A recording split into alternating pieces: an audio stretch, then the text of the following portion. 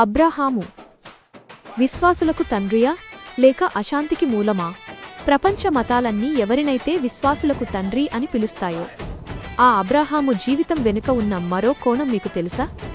చరిత్రను తర్కంతో ఆలోచిస్తే అతను విశ్వాసియా లేక అవిశ్వాసియా? దేవుడు నేరుగా మాట్లాడినా ప్రాణభయంతో అబద్ధమాడిన వ్యక్తి అబ్రాహాము.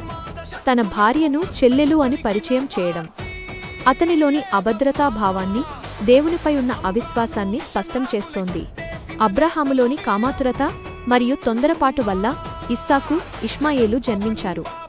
ఆనాడు అతను వేసిన తప్పుడు అడుగులే నేడు ప్రపంచాన్ని యుద్ధాలతో, రక్తపాతంతో నింపేశాయి. ఒక తండ్రిగా తన బిడ్డను, భార్యను అరణ్యానికి పంపిన బాధ్యతారాహిత్యం ఇది.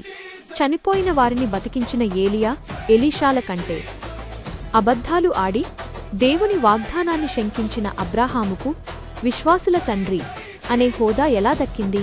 ఇది దేవునికి చేసిన గులాంగిరీ ఫలితమేనా? నిజమైన విశ్వాసం శాంతిని ఇవ్వాలి, కాని అబ్రాహాము నిర్ణయాలు అశాంతిని మిగిల్చాయి. అందుకే అతను విశ్వాసులకు కాదు, అవిశ్వాసులకు తండ్రి. ఆలోచించండి.